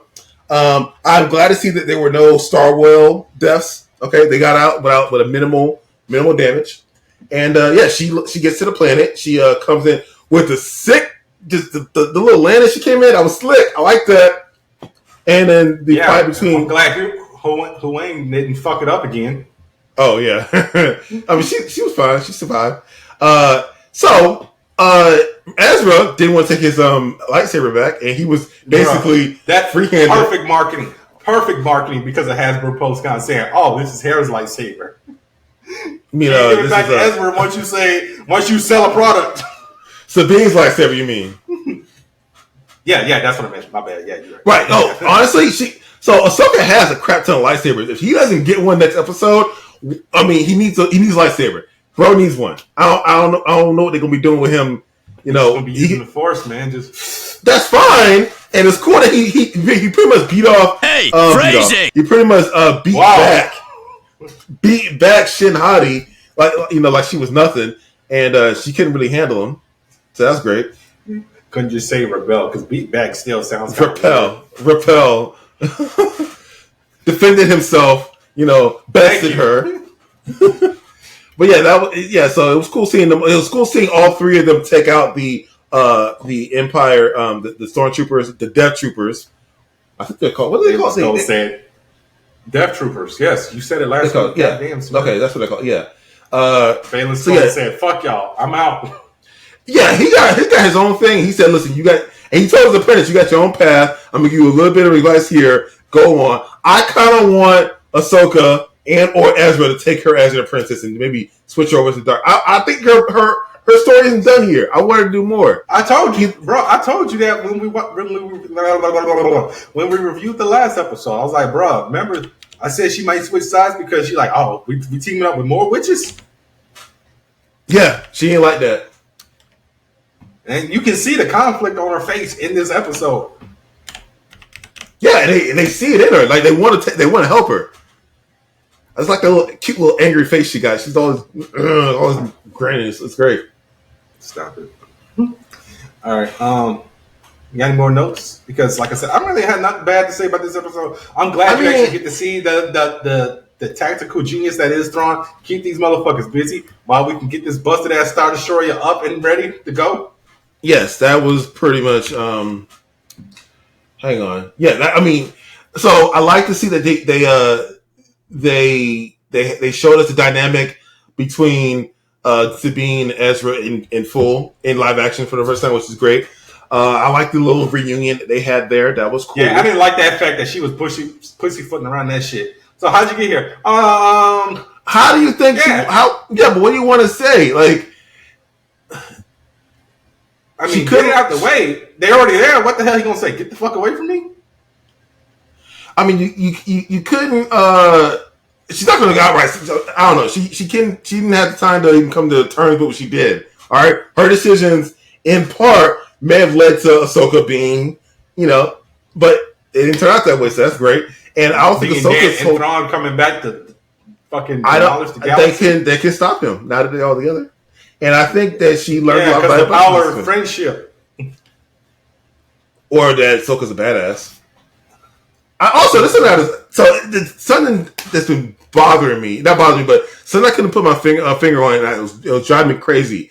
So the design of the design of the Death Troopers, bro, you good? Why is your camera keep going out? Janky.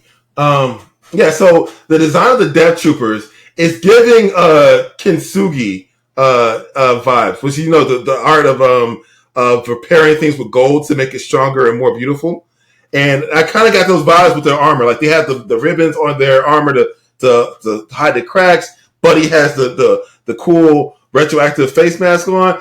I'm just loving the whole vibe of this whole fleet they got going here. This battalion, really cool. Also, I can't wait to see next episode because what's the deal? What are you doing? I mean, you couldn't just let it ride? Like you had to go ahead and just while we're recording? Nah, there was a carpenter ant in here, so I had to kill it. Yeah, but you got one ant. That means just more. That one thing's gonna do nothing. Like you couldn't let it ride. It had to die, man. Oh my god! Okay. Anyways, so I can't wait for the showdown between the Night Sister or the Night Mothers, and I want to see what they're gonna do with this Star Destroyer. Are they gonna hitchhike? Are they gonna hijack it? Are they gonna crash it? So they're just gonna get in another whale's mouth. What are you talking about? Nah, maybe they might hijack. They're gonna probably hijack the hyper ring. I honestly think they're gonna leave the same way they came, and that's going in a whale's mouth. Phrasing. Who knows? Anyways, yeah, love this episode. No notes. Balin Skull and Ahsoka's Rematch, great, like that. And we got more Anakin. Yeah, we got more Anakin too. And we got a callback. We got another callback to Clone Wars, the animated series, because of the train that there's an actual episode callback where during the last season they show you how she was able to survive Order 66 because of the special training that Anakin gave her was so intense that she was able to block multiple shots from like automatic rifles and stuff like that. Like that's why she's a beast. Anakin was a great master. Like you got to go back and watch that episode. Yeah, he was a cool master, although he killed a bunch of kids. He fell to the dark side, but I'm just saying, man, enough to survive Order 66. That says enough. Like Jedi Masters got murked in Order 66, okay, and she survived, and she was surrounded by clone troopers. Like go back and watch. Go back just go on YouTube and watch the clips of that encounter. You'll see how badass she just go status all day. All right, what do you rate this episode? What are you talking about? Once again, we're ranking the overall season. What's wrong with you? We can rate this episode. I'll give this episode a 9.8. Can you please stop ranking the episodes? Because you didn't do 1 through 4. I'm going to do it again. Yeah, because you stubborn.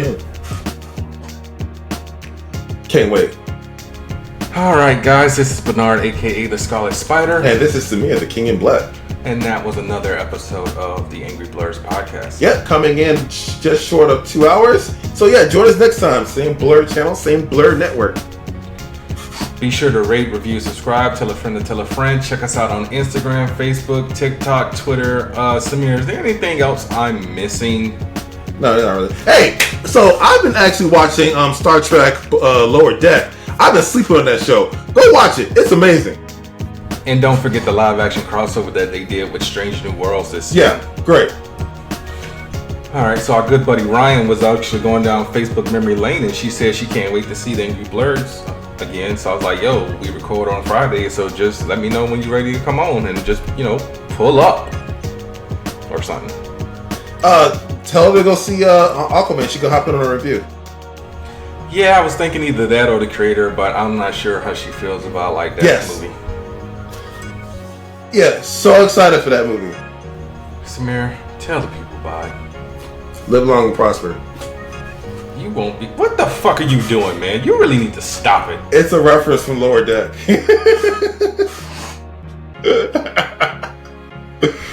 Alright, y'all. We'll see y'all next week. Have a good night, morning, whatever. Peace.